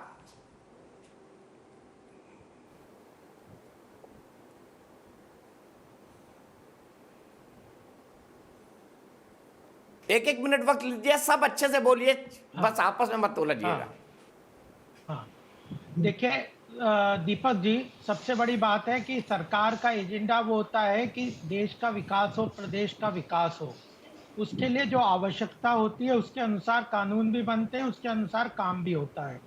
मैनिफेस्टो एक तरीके से पीछे के हिस्टोरिकल इश्यू होते हैं, लेकिन जिस तरह से अब व्यवस्था चल रही है, जिस तरह से अब समस्याएं बढ़ रही है, जिस तरह से जो पॉपुलेशन एक्सप्लोजन हो रहा है, उसके साथ जुड़ी हुई कई तरह की समस्याएं हैं, तो कुछ ना कुछ एक इंसेंटिवाइज स्ट्रक्चर बनना चाहिए, ऐसा जनरली सब लोगों का मानना है। और उसमें ही सरकार व्यापक चर्चा के अनुसार इस चीज को लेगी। अभी जैसे आपने डॉक्टर अनिल अग्रवाल जी का प्राइवेट मेंबर्स बिल की बात की है, या यूपी में जो बिल आने की बात है, तो यह सब चर्चा होगी तभी कानून एक अच्छा बनता है। लेकिन आज के समय में यह तो स्पष्ट नजर आ रहा है कि कोई ना कोई जनसंख्या नियंत्रण के लिए किसी न किसी तरह का इस समस्या के समाधान के लिए सरकारों को आगे कदम बढ़ाने पड़ेंगे, बढ़ाने चाहिए। अब उसको कुछ लोग कह रहे हैं कि इंसेंटिवाइज स्ट्रक्चर से ही चलिए, कुछ कह रहे हैं कि पिनलाइज भी करिए। इस सब पे व्यापक चर्चा मुझे लगता है अभी होने की आवश्यकता है, उस पर अभी चर्चा होगी जैसे जैसे हम आगे। ठीक है। आलोक शर्मा जी, क्या आपको लगता है कि पॉपुलेशन कंट्रोल के लिए एक नीति बनानी चाहिए, सरकार को इंसेंटिवाइज करना चाहिए कि 2 बच्चे तभी आप सरकारी सुविधा ले पाएंगे? देखिए, मुझे लगता है वो तो पेनल्टी का मेथड है। इंसेंटिव मेथड जो है वो इंसेंटिव वाला तो ऑलरेडी चल रहा है। 2 सरकारों ने पहले प्रयास किया पेनल्टी मेथड को, इमरजेंसी के समय पर भी पेनल्टी मेथड को यूज किया गया था। उसके नेगेटिव जिस तरह के रिपरकशंस आए थे वो पूरे देश ने देखे थे। और पिछले जो 25-30 वर्षों से जो सोशल, इकोनॉमिक और एजुकेशनल पॉजिटिव मेथड चल रहा है, उसका रिजल्ट आया है। उसमें कहीं ऐसा नहीं कि उसका रिजल्ट नहीं आया है। उसको और ज्यादा प्रभावी बनाने की अगर कोई कदम उठाया जाता है तो मुझे लगता है वो स्वागत योग्य होगा उसके, क्योंकि जो कुछ पैरामीटर्स थे वो ये थे कि एजुकेशन को बढ़ाया जाए, पर कैपिटा इनकम अगर बढ़ेगी देश की तो कहीं ना कहीं वो सीधा सीधा पॉपुलेशन कंट्रोल पे असर पड़ता है। एम्प्लॉयमेंट, अवेयरनेस और इन्फ्लेशन, अगर लोगों की जेब में पैसा होगा, एजुकेशन पे खर्च करेंगे, अवेयरनेस बढ़ेगी, कॉन्ट्रासेप्टिव्स यूज कर पाएंगे, तो मुझे लगता है कि कहीं ना कहीं जो पॉजिटिव मेथड था वो अभी तक काफी कारगर रहा है। जहां तक बात है कि इसको कैसे और कारगर किया जा सकता है, तो उसी के लिए फूड सिक्योरिटी बिल आया था कि इसको न्यूट्रिशनल फूड जो है, तमाम चीजें जो हैं उसके किस तरह से फूड की जो रिक्वायरमेंट है उसको पूरा किया जाए। लेकिन फूड सिक्योरिटी बिल अभी उलझा हुआ है। इसीलिए राइट टू एजुकेशन आया था कि हर बच्चा पढ़े, राइट टू एजुकेशन होगा, हर बच्चे को कंपलसरी पढ़ने का जब मेथड शुरू हो जाएगा तो मुझे लगता है कि ये पॉजिटिव रिजल्ट्स आ रहे थे। अब बात आती है कि इनके नेगेटिव और पॉजिटिव क्या क्या रिजल्ट्स हैं। आपने देखा जापान और चाइना का पॉपुलेशन पिरामिड अगर आप देखेंगे तो उन्होंने जिस तरह से जो मेथड्स अपनाए, आज उनके यहाँ पर ओल्ड एज पॉपुलेशन बहुत ज्यादा हो गई है और उसका कहीं ना कहीं नेगेटिव इम्पैक्ट आ रहा है। तो मुझे लगता है कि चाइल्ड मोर्टेलिटी रेट जब से डाउन हुई है, कहीं ना कहीं पॉपुलेशन बढ़ी है। आज क्या मेथड हो सकता है उसके ऊपर अगर इतना ही बीजेपी वालों को और तमाम बीजेपी के जो लोग हैं उनको इतनी ही चिंता थी तो अटल जी की सरकार 6 वर्षों तक रही और मोदी जी 7 वर्ष तक क्या पकौड़े तल रहे थे, अब तक क्यों नहीं लेकर आए? केवल यूपी का चुनाव है, 4 साल से यूपी की सरकार नहीं थी क्या? 4.5 साल से एक कदम भी कोई उठा था क्या? मुझे लगता है कोरोना में जिस तरह की महामारी की हालत खराब हुई है, पूरे मिसमैनेजमेंट हुआ है, इसको कवर अप करने के लिए तमाम तरह की इस तरह के शगुफे आएंगे। कुछ लोग पीआईए लगाएंगे, यूनिफॉर्म सिविल कोड होना चाहिए, कोई कुछ लगाएगा, कोई कुछ लगाएगा। भाई 4.5 साल तक क्या नवाज शरीफ ने रोका था आप लोगों को? क्यों नहीं कानून बनाया आपने? कांग्रेस ने तो रोका नहीं था। ठीक है, क्या सरकार यहाँ पर केंद्र में शिगुफा है सिर्फ। श्री उपाध्याय जी, आपका पिटीशन भी शिगुफा है और यूपी में ध्यान भटकाने के लिए 2 बच्चे 2 ये चेक नीति आएगी। कंक्लूड करिए आलोक जी, बहुत लंबा हो गया। अंतिम बात कहना चाहूंगा, लाल किले की प्राचीर से तो भाषण देते हैं मोदी साहब, लेकिन जो वास्तव में कदम उठने चाहिए, जो कदम वास्तव में उठने चाहिए कि गरीबों की जो पॉपुलेशन ग्रोथ रेट ज्यादा आ रही है उसको कैसे कंट्रोल किया जाए, उस पर सकारात्मक एक कदम नहीं है, कोई मीटिंग नहीं है। हर्षवर्धन जी वो फैमिली में वेलफेयर वाले वही मंत्री थे ना, ठीक है, हटा दिया उनको। रिपीट करें आलोक भाई, रिपीट करें। अश्विनी जी जवाब, निशाना आप पर है। देखिए दीपक जी, पहली बात तो ये कि कांग्रेस से यही आशा है, वो कांग्रेस अपने बिल्कुल आलोक जी जो कुछ बोल रहे हैं बिल्कुल कांग्रेस की भाषा बोल रहे हैं। इससे ज्यादा आप एक्सपेक्ट भी नहीं कर सकते क्योंकि कोई भी राष्ट्रवाद का विषय है, राष्ट्रहित का विषय है, जनहित का विषय है, कांग्रेस निकालती है। मैं दूसरी बात पे आता हूँ, प्लीज आलोक भाई बहुत आप सभ्य हैं, आप तो पढ़े लिखे हैं। आलोक भाई आप पढ़े लिखे हैं, प्लीज आप पढ़े लिखे हैं, ऐसे मत करिए प्लीज। बात कहाँ से आ गई यहाँ बीच में? अनपढ़ कोई है क्या पैनल में? मैं केवल ये पूछ रहा हूँ कि प्राइवेट मेंबर बिल लाने की जरूरत पड़ी? जो अनपढ़ होते हैं बीच में कूदते हैं, जो अनपढ़ होते हैं बीच में कूदते हैं, पढ़े लिखे आदमी बीच में नहीं कूदते सर। भाजपा से ज्यादा अनपढ़ कोई नहीं, फिर और कुछ सुनेंगे मेरे से आप। बच्चे झगड़ा नहीं, प्लीज झगड़ा नहीं, पर्सनली मुद्दे पर आइए। वैसे ही कम टाइम बचा है, वैसे ही कम टाइम बचा। बीजेपी के डीएनए में है साला। हाँ, बड़ी सीधी सी बात है। देखिए दीपक भाई, मेरा ये कहना है, मुझे समझ में नहीं आ रहा है हम चाइना के साथ तुलना क्यों कर रहे हैं। अरे चाइना का क्षेत्रफल हमसे 3 गुना, हम चाइना के साथ क्यों तुलना कर रहे भाई? तुलना नहीं कर रहा हूं, तुलना उससे करो ना जिसका हमारे बराबर क्षेत्रफल हो। पॉपुलेशन पिरामिड की तुलना कर रहा हूं। एक बार प्लीज आलोक जी, असभ्यता का परिचय मत दीजिए। आलोक जी आप भी आजकल पप्पू हो गए पूरी तरीके से, आप भी एकदम पप्पूगिरी कर रहे हैं, पहले आप ऐसे नहीं करते थे। अरे भाई मैं फेंकू नहीं हूं ना, मैं ये कह रहा हूं हमारा क्षेत्रफल दुनिया का दीपक जी केवल 2% है। हमारा क्षेत्रफल दुनिया का केवल 2% है और 2% जमीन पे दुनिया की 20% आबादी रह रही है। हमारे पास दुनिया का मात्र 4% पानी है और 4% पानी दुनिया की 20% जनसंख्या पी रही है। तो आप सोचो ये तो पानी और कम होना है। अरे भैया फिर आप पप्पूगिरी कर रहे हो, मैं आपको बार बार कह रहा हूँ पप्पूगिरी मत करो प्लीज, 2 मिनट रुक जाओ। मैं नहीं बोला हूँ बीच में, ये कह रहा हूँ एक-एक करके बात कर देना, समझा करो थोड़ा। तड़ीपार मैं नहीं बोला था। अच्छा तड़ीपारगिरी करना बंद करो, अच्छा एजेंडे चलाना बंद करो। तड़ीपार, अरे बस करो यार, लगाम रखो, बोलो आगे। मुझे तो लग रहा है कि शाम को एक आध नहीं लगता है राहुल गांधी का शाम को एक आध गोली आपको भी दे देते हैं, जो खुद लेते हैं रात को आपको भी एक आध गोली देते हैं क्या? सुनो ना शांत होकर, आपको भी चाहिए तो 2-4 भिजवा दूं। बहुत सीधी सी बात है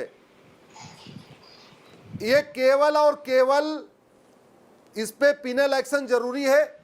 जिस देश में बिना डंडे के डर से लोग हेलमेट नहीं पहनते, जिस देश में बिना पेनाल्टी के डर से लोग सीट बेल्ट नहीं पहनते, वहां आप सोचते हैं कि नहीं केवल समझाने बुझाने से हो जाएगा। अगर समझाने बुझाने से हो जाएगा तो ट्रैफिक के ऊपर चालान करने की क्या जरूरत है? आप पेपर में ऐड दे दो कि भाई ट्रैफिक का ये नियम पालन करना है, जिसको पालन करे, जो पालन करे उसको गुलाब का फूल दे दीजिए, और जो ना पालन करे उसको छोड़ दीजिए। ये कोई बात है क्या?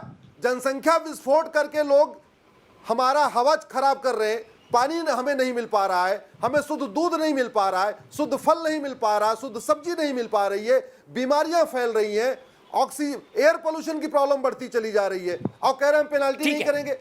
जो मैंने दीपक जी 3 बिल बनाए, एक बिल माननीय अनिल अग्रवाल जी ने पेश किया है, दूसरा बिल सुब्रमण्यम स्वामी जी ने पेश किया है, तीसरा बिल हरनाथ यादव जी ने पेश किया है। वो तीनों बिल मैंने ड्राफ्ट किए हैं। उसमें मैंने तीनों में यही कहा है, जो 1 पालन करे उसको 1 लाख रुपए दीजिए, जो 2 तक रहता है उसके ऊपर ना उसके ऊपर कोई पेनाल्टी, ना उसको कोई प्रॉफिट, ना उसके ऊपर कोई पेनाल्टी, लेकिन जो तीसरा बच्चा करता है प्लीज उसके चुनाव लड़ने, पार्टी बनाने, पार्टी पदाधिकारी पे बैन करिए, सरकारी नौकरियों पे बैन करिए, और उसका वोटर आईडी, बैंक का पासबुक उसका वापस लीजिए। जब तक आप इसको वोटर आईडी से लिंक नहीं करेंगे, डर नहीं बैठेगा। जब तक डर नहीं होगा तब तक ये कानून सफल नहीं होगा। इस देश में बिना डर के कोई कानून सफल नहीं होता। ठीक है, यहीं से बहस को आगे ले जाएंगे। विवेक श्रीवास्तव जी से शुरू करेंगे। क्या पेनलाइज करना चाहिए? मेरे दर्शक विपुल मिश्रा प्रयागराज से जुड़ चुके हैं, उनके पास चलेंगे, ब्रेक लेंगे, फिर बहस की शुरुआत करेंगे। है हमारे पास अभी वक्त। बताइए विपुल, कानून बनना चाहिए, दंड होना चाहिए 2 से ज्यादा बच्चा पैदा करने पर? जी सर, बिल्कुल बनना चाहिए। हमारे देश में क्या है कि हमें उतनी पाँव फैलाने चाहिए जितनी हमारी चादर होती है। हमें अपने रिसोर्सेज और अपने कंजप्शन रेट पर ध्यान देना होगा, वरना जो फ्यूचर में स्थिति पैदा होने वाली है वो काफी ज्यादा भयावह होने वाली है। इस बात की पुष्टि कोरोना की सेकेंड वेव कर देती है, जहां पर अत्यधिक संक्रमित मामलों की वजह से हमारे देश की स्वास्थ्य व्यवस्था चरमरा गई थी। अब मेरी दूसरी बात यह है कि जावेद वर्सेस हरियाणा कोर्ट की जावेद वर्सेस हरियाणा एक केस था, जहां पे हरियाणा सरकार ने 1994 में एक कानून लाया था, जहां पे पंचायती राज चुनाव में पंच और सरपंच की सीटों पे जो लोग लड़ रहे थे, उनके अगर 2 से अधिक बच्चे थे तो उनके नामांकन को रद्द कर दिया गया था। और सुप्रीम कोर्ट ने 2003 में इस मामले में हामी भरती थी सरकार के पक्ष में। मेरा सवाल ये रहेगा कि जब कोई समाज में बदलाव की बात आती है तो लोगों के अंदर डर बैठता है, तो उस डर को भगाने के लिए क्या करने वाली है हमारी सरकार? ठीक है, बहुत बहुत शुक्रिया विपुल। ब्रेक लूंगा, ब्रेक के बाद विवेक श्रीवास्तव जी से बहस की शुरुआत होगी। तो देश के बहस में आपका एक बार फिर स्वागत है। हम बात कर रहे हैं कि क्या आबादी के नियंत्रण के लिए, जनसंख्या विस्फोट के नियंत्रण के लिए कोई कानून बनना चाहिए। मेरे साथ इस मामले में पिटीशन डालने वाले सुप्रीम कोर्ट में, जिस पे आज इन कैमरा हियरिंग हुई है, वो वकील अश्विनी उपाध्याय जी मौजूद हैं। मेरे साथ लेफ्ट से विवेक श्रीवास्तव जी हैं, मेरे पास कांग्रेस के राष्ट्रीय प्रवक्ता आलोक शर्मा जी हैं, और गोपाल कृष्ण अग्रवाल जी हैं जो बीजेपी के राष्ट्रीय प्रवक्ता हैं। लेकिन सबसे पहले मेरे दर्शक मृगेंद्र श्रीवास्तव शहडोल से, मृगेंद्र क्या कहेंगे, कानून बनना चाहिए? जय आदरणीय, बहुत बहुत धन्यवाद आपका। हृदय प्रदेश की विराट भूमि से समस्त राष्ट्रको को मृगेंद्र श्रीवास्तव तनहा सादर नमस्कार। कानून जनसंख्या नियंत्रण पर बने, इसके हम प्रबल समर्थन में हैं। मैं आदरणीय निवेदन करना चाहूंगा, 11 जुलाई विश्व जनसंख्या दिवस के संदर्भ में और आज की चर्चा का विषय जनसंख्या वृद्धि विकास की दुश्मन। जी हाँ, दुश्मन नहीं, महादुश्मन है, ये घातक है। इसलिए कहना चाहूंगा कि जनसंख्या समस्या कब होती है? किसी देश में उपलब्ध साधनों के अनुपात में जनसंख्या का कम या अधिक होना समस्या कहलाता है।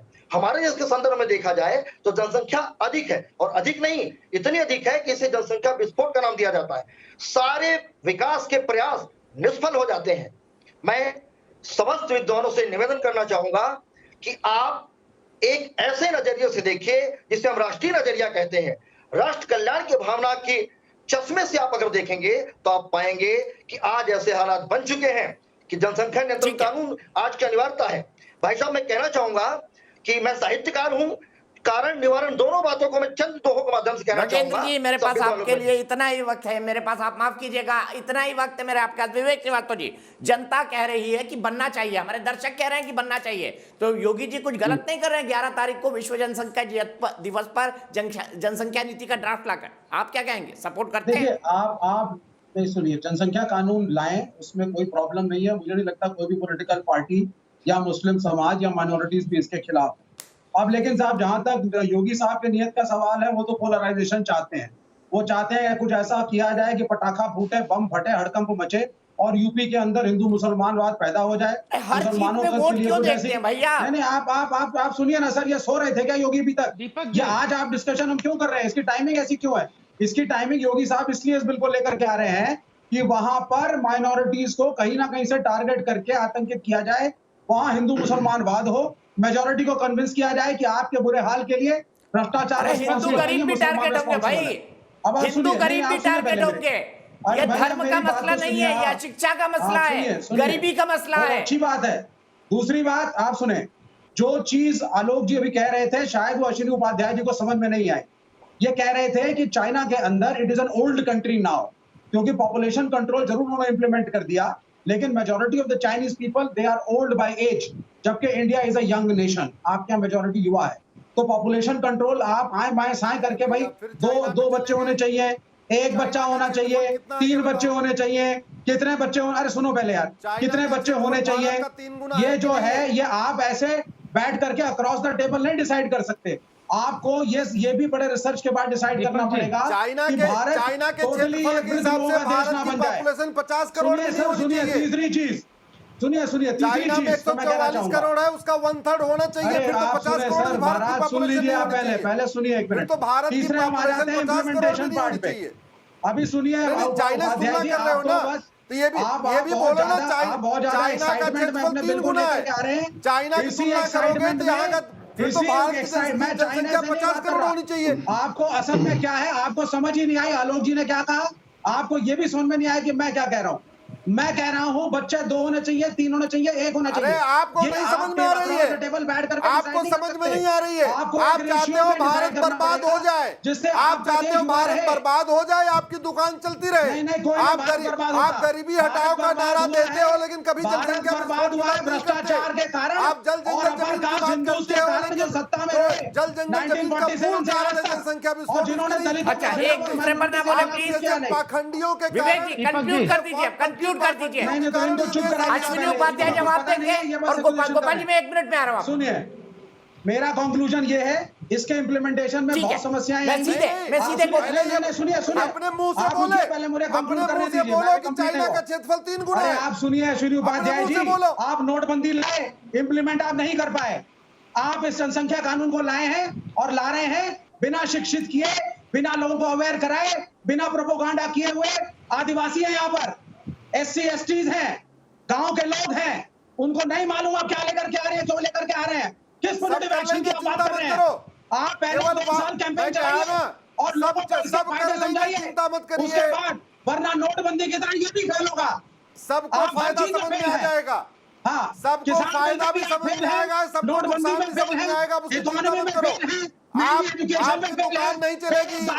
चलिए विवेक जी हो गया, विवेक जी हो गया, शांत हो जाइए, ब्रेक लगाइए। आप भी अनुराग भदौरिया बनते जा रहे हैं। सीधे चलते हैं अग्रवाल जी के पास, फिर चलता हूं आलोक शर्मा जी के पास। अग्रवाल जी, क्या इसके पीछे ये है कि आप पोलराइजेशन चाहते हैं इसलिए योगी जी लेकर आ रहे हैं? आप पर राजनीतिक आरोप लग रहा है। नहीं, देखे पोलराइजेशन का जो एक शफुगा हर लोग चढ़ते बंगाल में, और यहाँ पे पोलराइजेशन से हमें नुकसान हुआ है, जो भी कुछ हुआ था। ऐसा नहीं है कि पोलराइजेशन का भारतीय जनता पार्टी को हरदम फायदा होता है। दूसरी बात मैं ये कहना चाहता हूँ, बहुत महत्वपूर्ण है ये बात दीपक जी, कि जो इंसेंटिवाइजेशन की बात मैं कर रहा हूँ, उसमें फाइनेंशियल इंसेंटिवाइजेशन की बात है, तो वह जो अश्विनी उपाध्याय जी या कुछ लोग और इसके समर्थन में कह रहे हैं, वह उसमें कोई फर्क नहीं है। मैं ये तो सही बात है कि अगर नौकरी मिले, इस तरह के बेनिफिट, फाइनेंशियल बेनिफिट्स की इंक्लूजन की बात हम कर रहे हैं, इसी बात की स्वीकारोक्ति है। तो इसलिए यह सब चीजें ही फाइनेंशियल इंसेंटिवाइजेशन की बात कर रहे हैं। जो पीनलाइज करके जो अलग तरीके से नेगेटिव इंसेंटिवाइज करने की बात है, वह अभी एक तरीके से और ज्यादा चर्चा होनी चाहिए, इतना मेरा कहना है। तीसरी बात यह है कि यह जो बार बार कोई भी प्रोग्रेसिव कानून आता है, तो कुछ माइनॉरिटी के जो ठेकेदार अपने आप को समझते हैं, वो स्वीकारोक्ति में इतनी जल्दी जंप करते हैं कि वो खुद ही अपने आप को एक्सपोज कर लेते हैं। कौन इसमें, आपने बिल्कुल दीपक जी ठीक कहा, इसमें कहाँ कह रहे हैं कि ये मुसलमानों के खिलाफ ही केवल बिल है, और विवेक जी कैसे उछल रहे हैं कि आप माइनॉरिटीज को दबा रहे हैं, उनके अधिकारों का योगी सरकार और आरएसएस का एजेंडा रहा है। ठीक है आलोक शर्मा जी, योगी सरकार और आलोक शर्मा जी, इसलिए बिल्कुल आलोक शर्मा जी, आपको भी लगता है आरएसएस का एजेंडा है, और आपको भी लगता है कि योगी जी सिर्फ पोलराइजेशन के लिए इसको लेकर आ रहे हैं? यूनिफॉर्म सिविल कोर्ट आना चाहिए। मुझे केवल ये बताइए कि अभी यहाँ पर दो लोग बैठे हैं जो बीजेपी से ताल्लुक रखते हैं। आरएसएस, बीजेपी और विश्व हिंदू परिषद के 100 नेताओं के 100 बयान हैं कि हिंदुओं को आबादी बढ़ानी चाहिए। क्या ये सच है कि नहीं? क्या एक को भी पेनल्टी दी ना? तो उनको भी तो क्या एक नुकसान को भी होगा पार्टी ना, से बाहर किया? जो बढ़ाएंगे उनको भी होगा, तो फिर तो आप कुछ तालियां अरे भाई बजाइए। जो ऐसे नहीं, जो लोग अपनी आबादी बढ़ाने की नहीं बात तो फिर करते हैं आपकी पार्टी जो बढ़ाएंगे, सुनिए ना, हम मैं तो अग्रवाल उन्हीं के लिए ला साहब रहे हैं, मैं बीच में नहीं हम तो बोला उन्हीं के लिए ला रहे हैं ना, आप तो मैं कुछ हो मैं जाइए। बीच में नहीं बोला। मतलब आप आरएसएस के लिए ला रहे हैं क्या? विश्व हिंदू परिषद के लिए? गोपाल जी प्लीज बीच में नहीं। तो सुनिए ना मेरी बात भाई, मैंने कहा इतने तमाम लीडर्स के बयान हैं कि उसमें तमाम तरह से कहा गया है कि आबादी बढ़नी चाहिए, 10-10 बच्चे हिंदुओं को पैदा करने चाहिए। वो लोग संसद में बैठे हुए हैं, आप बिल की बात कर रहे हैं। अभी चाइना से कंपैरिजन की बात अश्विनी भाई कर रहे थे। चाइना में 11% एग्रीकल्चरेबल एरिया है, हिंदुस्तान में 87% है। चाइना से कभी करना हो ना तो 11 के 11। मैं मना कर रहा हूं। अरे सुनिए ना भाई, सुनते नहीं है ना, प्रॉब्लम तो यही है, इसीलिए बाल उड़ गए हैं आपके। सुना कीजिए बात को। 21 के 21 प्रोविंस का मैं कंपैरिजन कर सकता हूँ चाइना। आजकल आप लगता है अपने आप राहुल गांधी वाली अरे बूटी आप सुनिए ले रहे हो ना, आलोक फिर वही बुद्धिहीन वाली बात करेंगे। मैं कह रहा हूँ आप चाइना के, सुन लीजिए अश्विनी भाई, सुन लीजिए यार क्या पागल लोग हैं यार। नहीं, पहले कभी आप ऐसे नहीं करते थे। अरे भाई मैं कह रहा हूँ, मैं 21 पहले कभी आप ऐसे मिसबिहेव नहीं करते थे, ऐसे लग रहा है आजकल आप राहुल गांधी वाली बूटी आप डेली शाम आप को ले रहे बोलते रहिए, पहले बोलते रहिए। चाइना पे ज्ञान देना हो ना, कभी किसी दिन बैठ जाना, 21 के 21 अश्विनी भाई नहीं, प्लीज नहीं, अश्विनी भाई प्लीज नहीं। आलोक जी कंक्लूड करिए please. Alok ji, Manchurian province से लेकर इनर मंगोलिया से लेकर तिब्बत से लेकर 21 के 21 प्रोविंस का कंपैरिजन कर दूंगा, कभी बैठ जाना। आज का चाइना के तो एक्सपोर्ट कांग्रेस के सारे नेता हैं। अरे भाई रहना दो ना, किसके क्या है, मोदी जी वहीं जाके माथा टेकते हैं। मोदी जी वही चाइना को क्लीन चिट देते, ना कोई आया था, ना कोई घुसा था, ना कोई घुसा हुआ है। रहने दीजिए आप। डोकलाम में भी क्लीन चिट मोदी जी देकर आए थे 71 दिन के बाद। अरे मोदी जी चाइना में माथा टेकने जाते हैं हर साल, क्या करने जाते हैं, कौन सी मजार है हमें नहीं पता। मुद्दा आज का वो नहीं है, मुद्दे पर आज का राजीव गांधी फाउंडेशन अरे भाई सुनिए ना भाई, अरे आप लोग पकौड़े तल रहे हैं, सबको बंद कर दो ना, किसका है? क्या कर रहे हैं आप लोग? राजीव गांधी फाउंडेशन को बंद करवा दो ना। अगर डिबेट आबादी के ऊपर है, यहाँ लफाजी मत दिया करें। सुनिए जरा बात को, बात आती है। अरे सुनिए भाई, दो लोग बीच में बोलते रहेंगे, दीपक जी मैं चुप हो जाता हूँ। चमचागिरी क्यों कर रही भाई? मैं चुप हो अरे जाता हूँ। कोई किसी की चमचागिरी नहीं कर रहा अच्छा है। एक मिनट कांग्रेस, समाजवादी पार्टी, सभी गोपाल नेशनलिस्ट जी हैं। प्लीज, आलोक भाई और सभी कंक्लूड देश से करिए, प्रेम करते हैं। आखिरी कमेंट आएगा। अब विवेक जी भी चालू हो गए। देखिए मुझे लगता है जिन लोगों को जो लोग ये कह रहे हैं कि गरीबी हटाओ का नारा कांग्रेस ने दिया था, मोदी जी पहले देश के प्रधानमंत्री हैं जिनके समय में 6.5 करोड़ लोग गरीबी रेखा में वापस पहुंच गए। तो कम से कम बीजेपी के लोग गरीबी की बात ना करें। दूसरी चीज, आज पर कैपिटा इनकम बांग्लादेश से नीचे चली गई, उसके ऊपर चर्चा करें कि किस तरह से पॉजिटिव इंसेंटिव जो स्कीम्स हैं, और पिछले 30 साल से हर सरकार की वही नियत है और वही नियत ही चली आ रही है, लेकिन उस पर ऊपर किस तरह से भट्टा लगा है। आबादी पे बात कर लेते हैं ना, आबादी पे बात कर लेते हैं। आबादी की कह रहा हूं आलोक मैं, भाई, आबादी की। दीपक जी आबादी पर बात कर ले, उस पर भी करेंगे। Deepak ji, economic growth rate हमेशा से डायरेक्टली प्रोपोर्शनल है पॉपुलेशन कंट्रोल के लिए, लेकिन ये लोग केवल हिंदू मुस्लिम करने के लिए बैठते हैं, इसके अलावा कुछ नहीं। ठीक है अश्विनी उपाध्याय जी, आप मानते हैं इनका आर्गुमेंट? कहना चाह रहा हूं मैं दीपक जी, आप मानते हैं इस आर्गुमेंट को अश्विनी उपाध्याय जी? कि अगर ये इतना ही अच्छा था नेगेटिव इंसेंटिव करके और पेनल्टी मेथड, तो ये प्राइवेट मेंबर बिल क्यों आ रहे हैं भाई? मुझे लगता है सरकार क्यों नहीं बिल लेकर आती? 7 साल से क्या पकड़े कर रहे थे? यहाँ पर आकर कहेंगे ठीक है एक मिनट, सीधे अश्विनी उपाध्याय कंक्लूड करिए। एग्री करते हैं आप आलोक शर्मा से? मैं दीपक जी बहुत सीधी सी बात कह रहा हूं, भारत की 50% समस्याएं खत्म हो जाएंगी जनसंख्या अरे तो सरकार को कहिए ना, सरकार को कहिए बिल लेकर आए, उसके ऊपर पार्लियामेंट में चर्चा करें, पार्लियामेंट में चर्चा करवाइए ना, सबको शुद्ध फल मिलेगा, पार्लियामेंट में चर्चा नहीं करेंगे, सब्जी मिलेगी, सब्जी करेंगे। मैं कह रहा हूँ राहुल गांधी, फिर राहुल गांधी पे चलेगा सरकार आप लोगों की भाई, इतनी निकम्मी सरकार है क्या कि प्राइवेट मेंबर बिल लाना पड़ रहा है? इतनी निकम्मी सरकार है क्या? सरकार क्यों नहीं बिल लाए? ठीक है, यहीं पे रुकूंगा। चलते चलते मैं आपको फाइनल रिजल्ट बता देता हूं। दर्शक क्या सोचते हैं, क्या जनसंख्या नीति आने के बाद गरीब और अशिक्षितों का नुकसान होगा? यस कहना है 5% लोगों का, लेकिन 95% लोग कहते हैं नहीं। मेरा भी ये मानना है कि इट्स हाई टाइम कि देश को इसके बारे में गंभीरता से सोचना चाहिए। फिलहाल एक ब्रेक।